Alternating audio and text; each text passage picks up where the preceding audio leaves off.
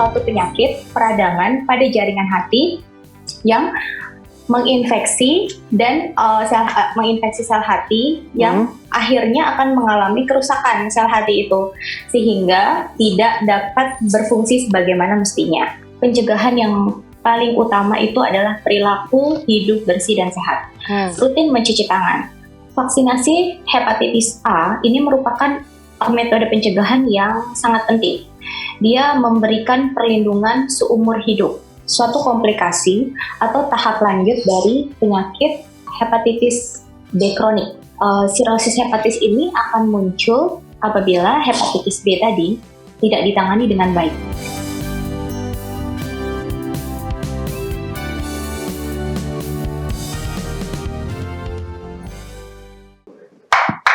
Halo Sobat Hope Channel Indonesia, kembali lagi di acara Total Health. Hari ini kita mempunyai topik pembicaraan yang sangat menarik nih, yaitu tentang penyakit hepatitis. Hepatitis itu sebenarnya peradangan pada hati atau liver yang bisa disebabkan oleh beberapa hal, termasuk infeksi virus.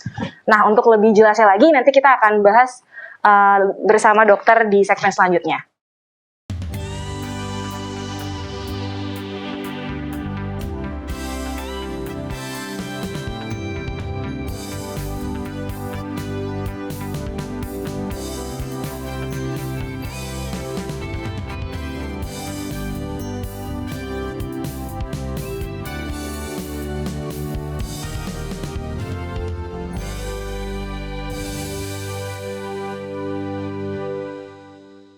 Ya, kembali lagi di acara Total Health, hidup sehat, pilihan Anda. Nah, hari ini kita akan membahas mengenai penyakit hepatitis bersama saya Claudia Siguro, dan aku nggak sendirian, ditemenin sama saya Norman Tambunan. Dan kita juga udah kedatangan nih Kak, dokter cantik, Dokter Antonia Dina Triosa. Halo dokter. Halo dokter. Halo Claudia, Norman. Apa kabar dok? Sehat ya dok? Baik, puji Tuhan, sehat. Oke, nah kita mukanya seger ya? Segar. Berseri-seri mukanya. Berseri-seri. Jangan tutupan masker kayak kita. Iya, kita tutupan masker, jadi nggak bisa kelihatan. Oke, kita udah banyak banget nih pertanyaan mengenai hepatitis. Tapi sebelumnya Kak Norman tahu nggak sih hepatitis itu kayak gimana? Nah, sering dengar nih ada hepatitis A, B, C. Cuman ya amit-amit emang nggak pernah merasakan gitu ya. Nggak pernah merasakan. Jangan sampai.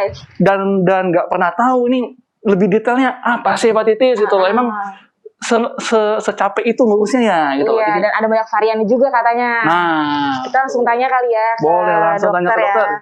Gimana sih dok sebenarnya hepatitis itu dok? Boleh diceritain nggak dok? Oke, saya jelaskan dulu hepatitis itu apa. Nah, asal dari hepatitis katanya itu adalah terdiri dari hepa dan itis. Nah, hepa itu adalah hepar atau organ hati. Nah, itis itu adalah memiliki arti pembengkakan atau peradangan. Jadi, hepatitis itu adalah suatu penyakit peradangan pada jaringan hati yang menginfeksi sel hati yang akhirnya akan mengalami kerusakan sel hati itu sehingga tidak dapat berfungsi sebagaimana mestinya. Seperti itu. Nah, saya lanjutkan dulu ya. Jadi hepat itu memiliki banyak fungsi. Nah, fungsinya itu seperti menetralisir racun, kemudian menghasilkan asam empedu, kemudian menghasilkan bilirubin, menghasilkan protein, albumin, dan sebagainya. Kalau misalnya terjadi infeksi atau peradangan berarti pasti ada fungsi hati yang terganggu. Nah, tergantung derajat keparahan infeksinya dan ada atau tidaknya komplikasi. Seperti itu, kurang lebih pengertian hepatitis. Oke, jadi secara umum masalah dari hati ya? Peradangan. Peradangan pada hati. Bukan hati yang dikecewakan, bukan ya? Bukan ya? Beda cerita.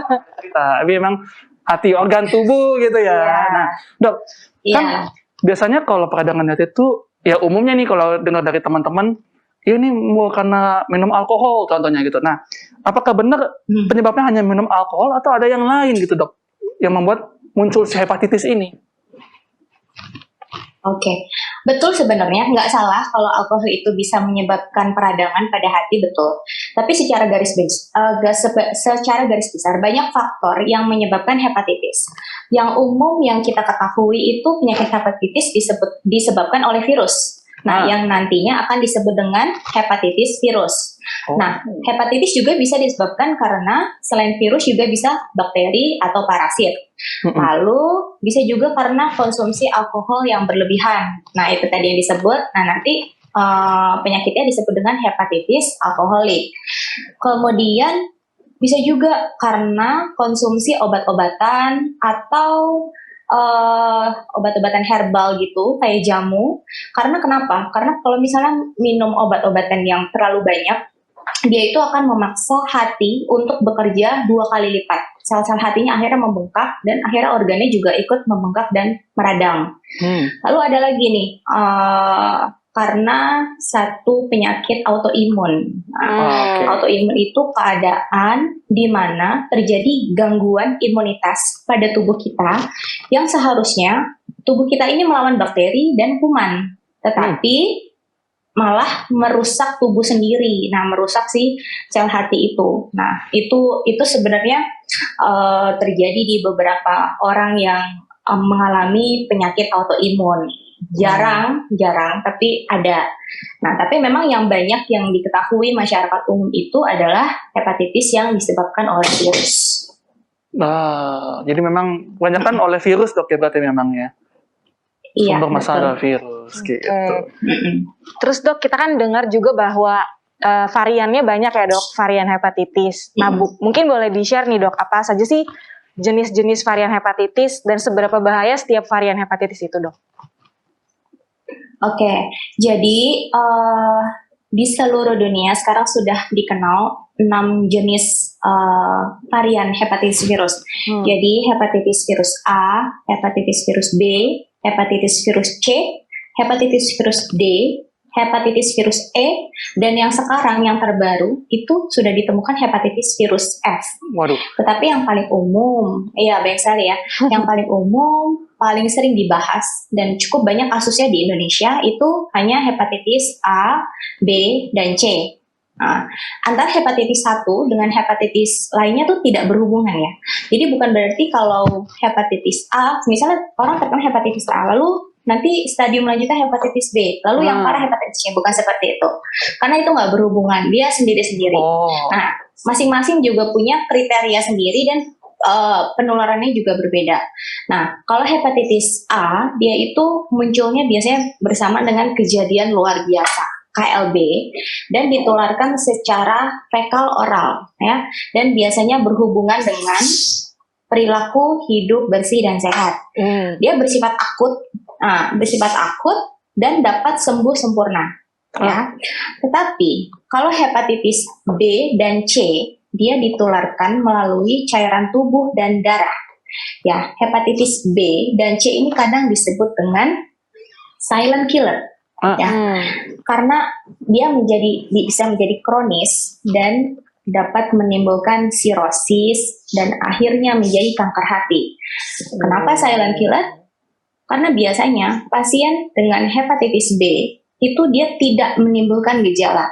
Kalau hepatitis A tuh demam, lalu kuning, tapi kalau hepatitis B dan C bisa kuning juga, tapi 80% asimptomatik atau tidak bergejala.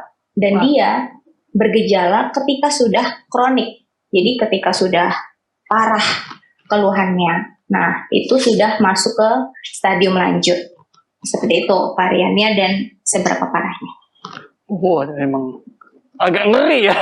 Sampai F nih Kak. Sampai F soalnya. Agak banyak. Dan itu bukan, tadi kata dokter, itu bukan nomor tingkat. Emang punya jalannya sendiri-sendiri gitu. Jenis-jenisnya sendiri. Nah, sekarang nih dok, kan ada nih orang-orang yang kalau ngeliat ada sakit kuning, hepatitis nih gitu kan. Nah, sekarang jadi pertanyaannya, kalau sakit kuning itu hepatitis yang jenis yang mana gitu. Terus kenapa orang-orang tuh suka bilang kalau kena hepatitis kulit dan mata itu jadi lebih kuning? Oke. Jadi hepatitis yang menimbulkan warna kuning pada kulit dan mata itu sebenarnya tiga-tiganya, A, B, dan C itu bisa. Tetapi kalau hepatitis B dan C, biasanya kuning, kalau dia udah matanya kuning, itu biasanya disertai dengan gejala yang lebih berat. Contohnya perutnya buncit, lalu kakinya bengkak, kemudian kadang muntah, sampai ada muntah darah seperti itu. Itu udah stadium lanjut berarti. Nah, kalau orang awam itu bilang, oh dia sakit kuning, nah itu biasanya itu hepatitis A. Nah, hepatitis A itu penularannya yang tadi saya bilang, dia fekal oral. Dia melalui makanan dan minuman yang tercemar virus hepatitis A, gitu. Virus itu ada di makanan yang tidak bersih. Kemudian minuman yang tidak bersih juga, makanan yang diolahnya juga tidak baik, gitu. Nanti virus akan masuk ke dalam saluran cerna, kemudian dia menembus sel mukosa sampai ke aliran darah, kemudian dia masuk ke target organnya itu hati itu. Nah, kemudian di hati virus ini akan bereplikasi namanya. Dia akan berkembang biak, bertambah banyak dan merusak sel-sel di dalam hati. Nah, tadi kan sudah dijelaskan bahwa hati fungsinya untuk menghasilkan bilirubin. Nah, bilirubin itu adalah enzim di dalam tubuh yang membuat warna kuning pada feses. Nah, karena ada si virus ini, sel hatinya rusak, kemudian terjadi ketidakseimbangan produksi bilirubin, akhirnya bilirubinnya menumpuk. Nah, itulah yang membuat kulitnya dan matanya menjadi kuning karena bilirubin itulah yang zat yang menimbulkan warna kuning. Gitu. Oke. Ini udah mulai sedikit mengerti nih, Dok. Jadi kenapa dia warna kuning? Kalau dia lebih dalam ya pembahasannya. Nah, Dok, mungkin nanti kita akan bahas lebih detail lagi nih, Dok, di segmen yang selanjutnya ya, Kak ya. Tapi nanti kita akan bahas juga selain kuning-kuning tadi itu ada gejala lain nggak sih gitu. Nah, oleh sebab itu Sobat Hope Channel Indonesia jangan kemana-mana, tetap bersama kami di Total Health.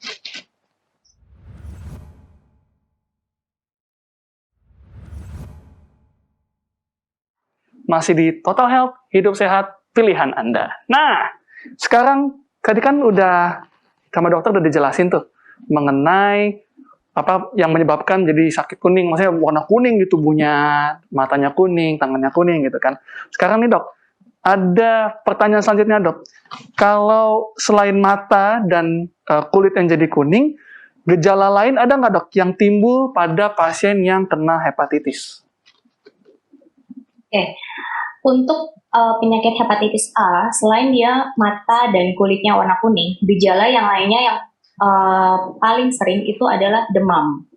Kemudian urinnya berwarna pekat atau seperti teh. Ya, lalu mual, muntah, kemudian nyeri perut di bagian kanan atas. Karena organ hati itu letaknya di perut kanan atas. Jadi kalau misalnya dia mengalami peradangan, lalu dia membesar, dia akan mendesak organ di sekitarnya, akhirnya rasanya akan begah atau nyeri di bagian perut kanan atas itu. Lalu kadang ada disertai diare, kemudian nyeri otot, lalu lesu dan kehilangan nafsu makan.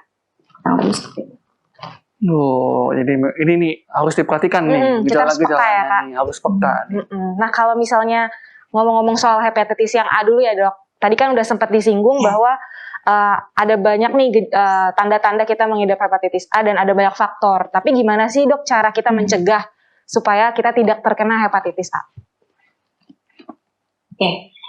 Jadi sudah dijelaskan kalau penularan hepatitis A itu fekal oral ya. Jadi dari makanan dan minuman yang tercemar.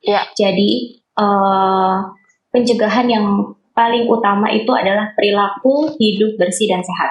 Rutin mencuci tangan sebelum dan sesudah makan, lalu setelah dari kamar mandi, sebelum dan setelah mengolah bahan makanan. Itu wajib ya. Nah, kemudian selain perilaku hidup bersih dan sehat, yang kedua yang tidak kalah penting adalah vaksinasi hepatitis A. Ya, vaksinasi hepatitis A ini merupakan metode pencegahan yang sangat penting. Dia memberikan perlindungan seumur hidup. Ya, vaksin ini dapat diberikan dari anak umur 1 tahun Kemudian sampai dewasa bisa, tapi kalau di dewasa lebih dari 18 tahun dia akan diberikan dosis ganda. Nah, ini vaksinnya biasanya diberikan 2 kali dengan jarak intervalnya itu 6 sampai 12 bulan. Oke, jadi kepada orang tua yang memiliki anak di atas 1 tahun tapi belum divaksin, sebaiknya segera ke fasilitas kesehatan terdekat untuk mendapatkan vaksinasi hepatitis A. Oke, I see. Nah, Dok, tadi kan salah satu pencegahannya adalah dengan vaksinasi, Dok ya. Nah, sekarang kan kalau mungkin di beberapa kasus unik ada yang sudah divaksin tapi masih tetap kena hepatitis. Nah, itu bisa nggak sih, Dok, kayak gitu, Dok? Atau memang beneran seumur hidup nggak akan kena lagi gitu?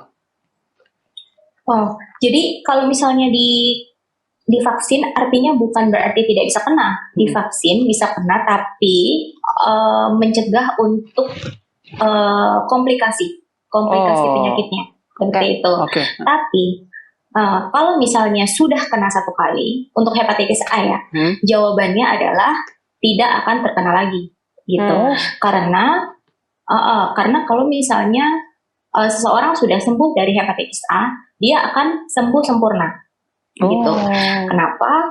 Karena virus hepatitis A yang masuk ke dalam tubuh dan menginfeksi tubuh, makanya tubuh kita akan membentuk suatu antibodi terhadap virus hepatitis itu dan akan bertahan seumur hidup, ya, dan memberi kekebalan terhadap virus itu, gitu. Jadi sebagian besar penderita hepatitis A akan menderita serangan hepatitis A 1 kali saja.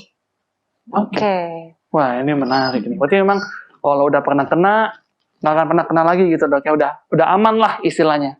Nah, kalau dia ada pertanyaan lagi nggak? Nah, kalau misalnya tadi kita udah bahas hepatitis A, Kak. Sekarang mungkin di hepatitis B. Itu gimana tuh, Dok? Yang penularannya seperti apa detailnya dan gejala-gejalanya seperti apa sih, Dok, hepatitis B? Ya, tadi sudah hepatitis A ya. Kemudian sekarang hepatitis B. Nah, banyak penderita yang baru sadar untuk hepatitis B ini setelah dia berada di tahap yang lanjut, yang kronis, bahkan sudah terjadi sirosis dan kanker hati.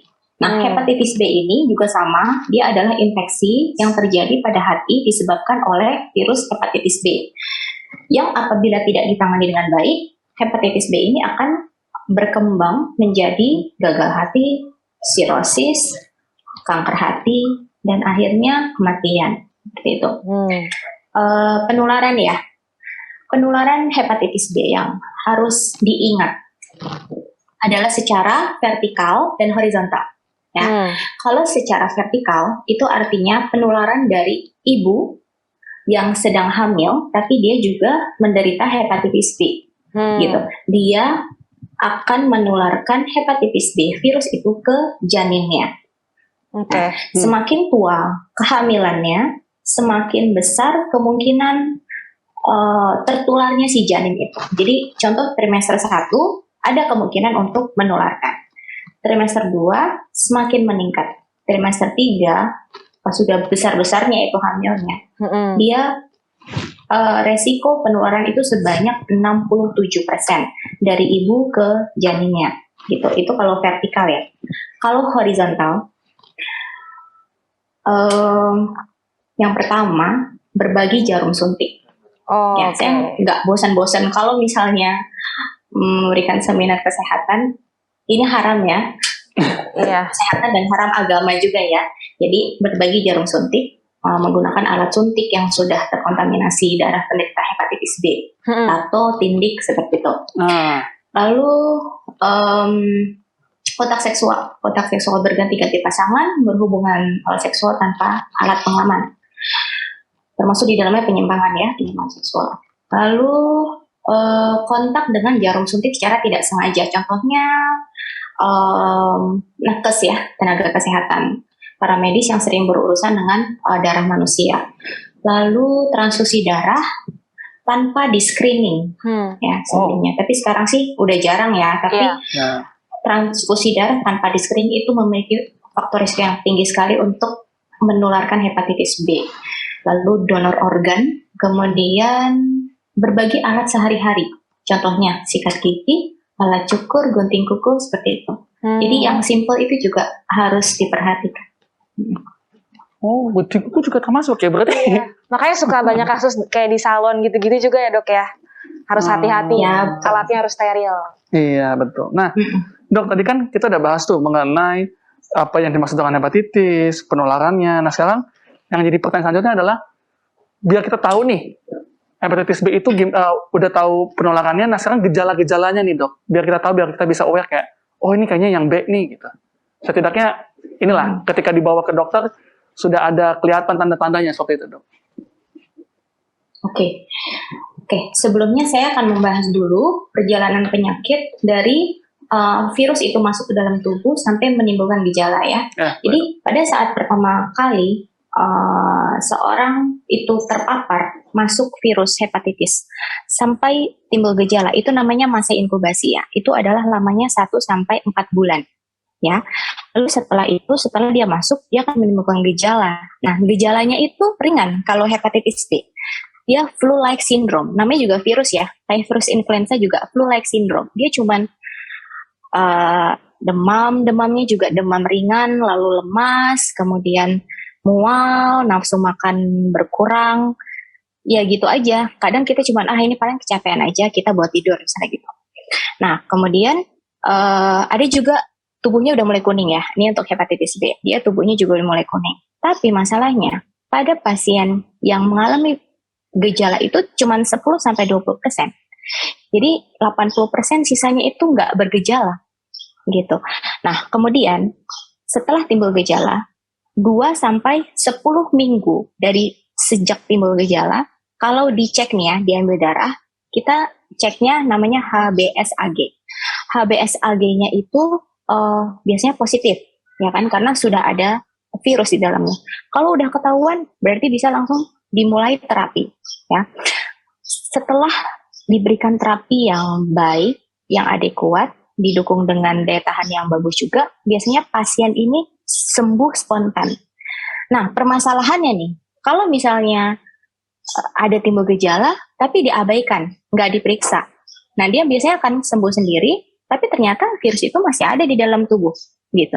HBsAg-nya positif sampai 6 bulan misalnya, karena nggak diobati.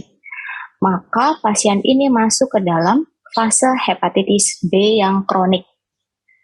Pada fase yang kronik ini, apabila tidak diterapi, maka di tahun ke-10 sampai 15 tahun ke depan, dia akan menimbulkan sirosis hepatis. Nah, seperti itu. Jadi semuanya itu tergantung dari daya tahan tubuh pasien, virulensi virus, jumlah virusnya. Jadi semakin banyak virus, semakin tinggi tingkat virulensinya, semakin cepat dia menimbulkan komplikasi. Orang biasa 10-15 tahun, tapi bisa juga lebih cepat, bisa juga lebih lambat. Seperti itu. Nah, ini. Oke. Banyak nih yang harus kita perhatikan, Kak.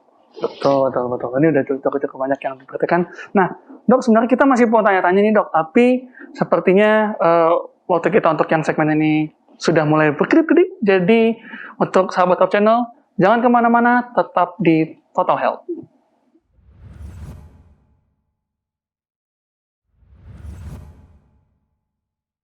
Ya, masih dalam acara Total Health dan kita akan melanjutkan diskusi kita nih bersama dokter tadi. Udah sampai di hepatitis B, Kak. Kita udah tahu gejala-gejala seperti apa, bagaimana penularannya dan detailsnya. Nah, tapi tadi ada disebut nih sama dokter mengenai sirosis hepatitis, Kak. Ya, sirosis hepatis. Hepatis, oke. Nah, apa sih dok yang dimaksud dengan sirosis hepatis? Oke. Nah, sirosis itu yang sudah saya sebut-sebut sebelumnya ya, itu adalah suatu komplikasi atau tahap lanjut dari penyakit hepatitis B kronik. Ya, sirosis hepatis ini akan muncul apabila hepatitis B tadi tidak ditangani dengan baik. Ya, jadi nggak mungkin sih sirosis itu tiba-tiba muncul gitu aja tanpa ada hepatitis. Jadi kalau sudah sirosis pasti dia riwayatnya pernah terinfeksi hepatitis B beberapa tahun ke belakang seperti itu. Nah, sirosis ini adalah kondisi terbentuknya jaringan parut di hati akibat kerusakan hati yang menahun, yang jangka panjang. Nah, jadi kalau misalnya dibayangkan itu kayak kita misalnya luka ya di kulit, kita luka di kulit jatuh gitu, lalu kan ada muncul jaringan parut ya, scar gitu ya. Nah, scar itu kan keras, ya, jaringan fibrotik kita sebutnya. Nah, seperti itulah sirosis yang ada di dalam hati. Hati itu kan kenyal, ya. Hati itu kenyal, mengkilat seperti itu. Kalau misalnya ada scar, nah ini scarnya nggak cuma di bagian sisi sana, sisi lobus, salah satu lobus atau semuanya diffus. Jadi diffus dia scarnya. Jadi satu hati itu akan istilahnya luka semuanya, jaringan fibrosis semuanya, dan dia akan mengkerut. Nah, dia akan mengkerut. Kemudian ya udah fungsi hati yang tadi seperti memproses nutrisi, hormon, menetralisir racun, kemudian obat-obatan, itu semuanya akan melambat dan ya udah rusak fungsinya semuanya. Nah, kalau sudah sirosis, itu gejala pada pasien sirosis itu cukup berat. Antara lain dia yang tadi saya bilang bengkak, perutnya buncit, lalu dia sesak, kakinya bengkak. Kemudian dia kalau sudah sirosis itu esofagus ya, tenggorokan kita itu pembuluh darahnya jadi lebar dan tipis, jadi gampang pecah, jadi muntah darah, BAB-nya hitam, lemas, kemudian dia bisa anemia ya, HB-nya turun. Nah gitu. 15% pasien yang mengalami sirosis biasanya dia akan jatuh ke dalam tahap hepatoma atau kanker hati. Dengan kanker hati itu survival rate-nya biasanya rendah, bervariasi sih, tapi 0-80, tapi biasanya berujung ke kematian. Emang cukup bahaya ya. Serius yang ini. Iya, cukup serius ini. Bukan cukup lagi, memang serius ini. Nah dok, supaya mencegah nih agar nggak jadi sirosis hepatis, jadi bagaimana cara kita mencegah supaya sebelum sirosis kan ada hepatitis masuk yang B dulu nih. Nah, mencegah sebelum kena yang B ini dok, gimana caranya dok? Nah, kita harus menghindari faktor risiko. Tadi faktor risiko yang tadi yang saya sebutkan tadi, yang haram semuanya itu nggak boleh sama sekali ya. Menghindari faktor risiko. Karena faktor risiko itu dapat meningkatkan penularan ya, cuman dari itu aja dia bisa menular, dari dalam darah dan cairan tubuh aja dia bisa. Kalau nggak main-main sama itu ya udah nggak akan kena gitu. Iya. Hindari berbagai jarum suntik, hindari transfusi darah tanpa screening, hindari kontak seksual yang tidak aman. Kemudian yang kedua, vaksinasi. Nah, hepatitis B ini juga ada vaksinnya. Vaksin ini merupakan cara yang efektif untuk mencegah tertularnya virus serta menekan penularan penyakit hepatitis B. Ya, bukan kita tidak bisa kena ya. Tetap kalau udah divaksin tapi tetap melakukan faktor risiko itu tetap bisa kena juga. Cuman setidaknya bisa menurunkan angka komplikasinya. Nah, untuk vaksinasi hepatitis B itu biasanya pada bayi yang baru lahir itu sudah langsung dikasih. 12 jam pertama dari lahir itu sudah langsung disuntik. Ya. Kemudian kalau untuk yang dewasa biasanya kalau orang zaman dulu kan nggak tahu ya divaksin atau enggak, lahirnya kadang nggak di fasilitas kesehatan. Ya itu yang waktu dewasa bisa divaksin hepatitis B, tidak memiliki batas usia. Ya, boleh kapan saja. Diberikan di bulan ke-0, artinya misalnya bulan ini, selang 1 bulan, lalu bulan ke-6, 3 kali. Ya, tetapi memang kalau usianya sudah di atas 60 tahun, pembentukan antibodinya itu hanya 75% dibandingkan dengan apabila diberikan di usia yang lebih muda, karena daya proteksinya itu lebih rendah. Dan usia di atas 60 tahun itu pembentukan antibodinya itu semakin melemah. Sudah mulai dapat enlightenment ya, dapat pencerahan dari dokter penanganan hepatitis B. Nah, selanjutnya nih dok, untuk hepatitis A sudah dibahas, hepatitis B sudah dibahas, kita ke hepatitis C Kak. Bagaimana sih dok dengan hepatitis C? Apa saja details penularannya seperti apa? Kemudian gejalanya seperti apa juga? Boleh di-share dok? Sebenarnya hepatitis B dan C itu kurang lebih sama Oke. karena penularannya melalui cairan tubuh dan darah ya. Jadi hepatitis C ini sama definisinya, dia adalah penyakit infeksi hati yang disebabkan oleh virus HCV. Dan angka kejadian di Indonesia itu 2% penduduk itu menderita hepatitis C. Dan 75% sampai 85% dari penderita hepatitis C ini mengalami hepatitis kronis. Sementara 5-20%-nya akan berkembang menjadi sirosis hati. Dan 1-5%-nya terancam meninggal dunia karena terjangkit kanker hati. Gitu. Dan virus hepatitis C ini ditularkan melalui darah yang terinfeksi. Kurang lebih sama tadi. Misalnya menggunakan alat medis yang terkontaminasi, penggunaan jarum suntik yang tidak steril dan digunakan secara bergantian, tindik, tato, lalu penerimaan transfusi darah yang tidak di-screening. Nah, kurang lebih sama. Kemudian tidak ditularkan melalui air susu ibu, makanan dan minuman, serta kontak fisik. Ya, seperti berpelukan gitu, atau berciuman, atau mencium gitu, enggak ya. Gitu. Kemudian kita tahu dari mana kalau kita kena hepatitis C. Nah, kurang lebih juga sama kayak hepatitis B. Perlu diingat bahwa 80-90% itu tidak merasakan gejala apa-apa. Jadi biasanya dia terdeteksinya tuh secara nggak sengaja pada saat melakukan medical check up. Gitu. Karena kita kalau cek medical check up kan semuanya, termasuk pemeriksaan hepatitis B, C, HIV seperti itu. Nah, kadang B dan C itu karena tidak bergejala, setelah medical check up ternyata dia positif. Nah gitu. Itulah pentingnya melakukan medical check up berkala. Ya. Kemudian jika terdapat gejala kuning disertai dengan perut yang buncit seperti itu sudah pasti masuk ke sirosis hati. Ya, tapi dia juga mengalami gejala yang tidak khas awal-awalnya, namanya gejala predormal. Contohnya penderita itu mengalami demam, nafsu makannya menurun, rasa sakit di perut, kelelahan, mual, muntah gitu. Nah lalu kalau misalnya dia tes darah dan screening ya, ternyata dia positif.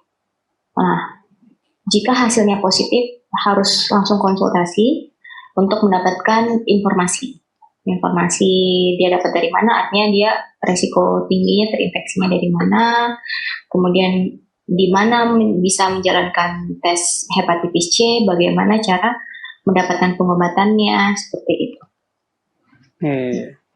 Nah ini kan karena tipis-tipis dok ya antara hepatitis B dan C. Nah apakah yang hepatitis C ini bisa disembuhkan atau memang agak bisa tapi agak sulit atau memang malah nggak bisa disembuhkan? Oke, sebenarnya semuanya itu tergantung terhadap jumlah virusnya, virulensinya, daya tahan tubuh hostnya atau pasiennya, dan juga bergantung pada pengobatan. Dan semakin cepat diketahui, semakin bagus nanti outcome-nya. Gitu. Kalau dia cepat diketahui, akan dikasih pengobatan, lalu biasanya dia akan sembuh. Namun ya tadi yang dijelaskan sebelumnya, kalau misalnya ternyata dianggap itu, jadi misalnya dia sudah resiko tinggi ya, hepatitis C, dia udah resiko tinggi, artinya dia melakukan semua faktor resiko itu, kemudian dia ada gejala nggak enak badan segala macam, tapi diabaikan sama dia, ya sudah, nanti dia akan berkembang menjadi hepatitis yang kronik, seperti itu. Gejalanya yang nanti beberapa tahun ke depan dia kan sudah datang dengan gejala yang sudah berat, istilahnya dia sudah datang dalam keadaan sudah terlambat. Nah, ini memang penting banget untuk medical check up berarti dok ya? Betul ya. Untuk mau coba dicek tubuhnya gitu loh, siapa tahu amit-amit cabang bayi memang, tapi siapa tahu mencegah gitu kan daripada kena susah sembuhnya, jadi lebih baik coba medical check up gitu. Betul. Nah, kita masih ada beberapa pertanyaan lagi nih buat dokter, tapi nanti kita simpan untuk di segmen selanjutnya ya kak ya. Betul. Oke, jangan kemana-mana, tetap di Total Health.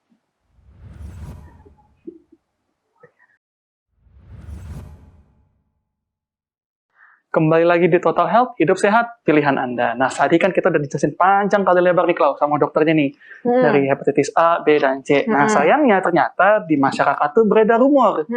Ada mitos-mitos dan fakta-fakta. Nah, kita coba konfirmasi ke dokternya nih. Nah, mungkin dari pertanyaan yang pertama nih, Dok. Ada yang bilang bahwa semua sakit kuning disebabkan oleh hepatitis B. Nah, gimana, Dok? Apakah itu mitos atau fakta? Mitos. Mitos ya, Dok. Oke, jadi ya mitos karena hepatitis A, B, dan C itu juga bisa menimbulkan gejala kuning ya di dalam tubuh. Oke. Nah, Dok, selanjutnya nih, Dok. Ini mungkin agak aneh, terdengar aneh, Dok, tapi mungkin bagi masyarakat ini bagi mereka ini mungkin agak make sense nih, karena mitos atau fakta, gigitan nyamuk dapat menularkan hepatitis.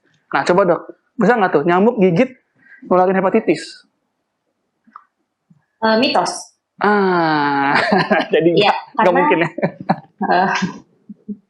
Karena nyamuk itu karena hepatitis faktornya bukan nyamuk, dia nggak ditularkannya melalui nyamuk. Nah, nyamuk tuh ada penyakit yang lainnya kayak Aedes aegypti, demam berdarah. Kalau hepatitis itu dia lebih dari host ke host, dari pasien ke pasien melalui cairan tubuh ataupun darah.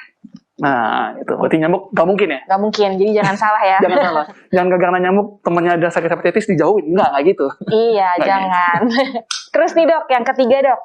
Mitos atau fakta, hepatitis C hanya menyerang organ hati. Gimana nih, Dok? Fakta ya? Karena hepatitis C itu pertama dia virusnya masuk, kemudian dia menyerang target organnya hati, lalu pada saat dia kronik pun dia akan hatinya yang akan rusak. Oke, Dok, selanjutnya nih, Dok. Ini terkait perempuan lagi nih, Dok. Mitos atau fakta? Perempuan yang positif hepatitis C tidak bisa menyusui anaknya. Mitos. Kenapa tuh, Dok? Jadi betul, tapi memang ini perlu diperhatikan ya. Jadi memang konsentrasi di cairan tubuh kan ASI termasuk cairan tubuh ya. Tapi konsentrasi hepatitis C di ASI itu sangat rendah gitu. Sampai sekarang sih sebenarnya masih diperdebatkan. Tetapi ASI tidak tidak menularkan virus. Tetapi yang harus diperhatikan adalah biasanya kan pada saat menyusui itu bayi itu kadang menggigit atau putingnya kadang lecet. Nah, karena puting ibunya yang lecet itu kan mengeluarkan darah. Nah, darah yang masuk ke bayinya itu yang bisa ada virusnya, gitu. Iya, jadi memang kalau aman nggak disarankan tidak direct ya, tidak direct breastfeeding, bisa dipompa dulu atau menggunakan pelindung puting. Berarti memang secara langsung nggak mungkin ya dari ASI. Oke, yang terakhir, Dok, kita ada mitos atau fakta virus hepatitis tidak bisa bertahan hidup di luar tubuh manusia. Itu gimana, Dok? Fakta. Karena di luar tubuh manusia tuh artinya ini ya, kayak bebas gitu ya. Karena virus itu hidupnya hanya di dalam darah dan cairan tubuh, itu saja. Sudah dapat penjelasan panjang lebar ya dari dokter. Dokter mau ada tambahan lagi? Tadi kalau misalnya tadi hepatitisnya secara umum ya. Ya, kalau lebih begitu. Kalau hepatitis A, kalau karena fekal oral, dari luar tubuh, kan dari makanan, minuman, dari air yang tercemar gitu.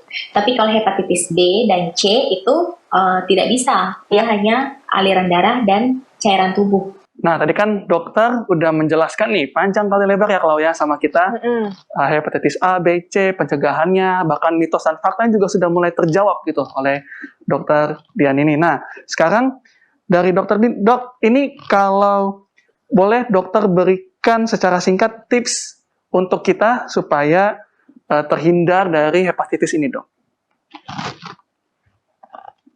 Oke, jadi himbauan ya kepada masyarakat atau mungkin kepada jemaat yang menonton tayangan ini agar sadar dan peduli terhadap penyakit ini ya, penyakit hepatitis, baik hepatitis A ataupun terutama pada hepatitis B dan C.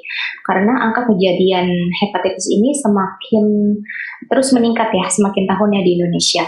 Nah, dan setidaknya penting sekali tahu cara penularannya, lalu cara pencegahannya secara umum dan cara pencegahan secara khusus.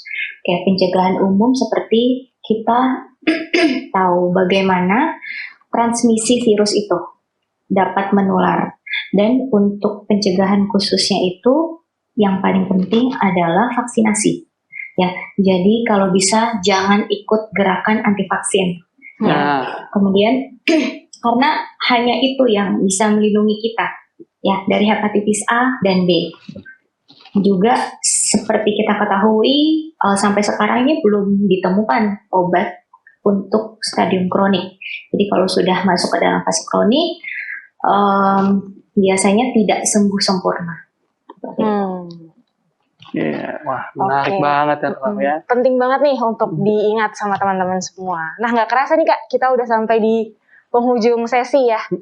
Terima kasih banyak nih kami ucapkan untuk Dr. Antonia Dina sudah memberikan waktunya nih untuk membahas dan berbagi ilmunya tentang hepatitis. Kiranya tayangan ini dapat bermanfaat buat teman-teman semua di rumah, buat semua sahabat Hope Channel Indonesia. Dan kami pamit undur diri ya Kak. Sampai jumpa lagi di episode Total Health selanjutnya.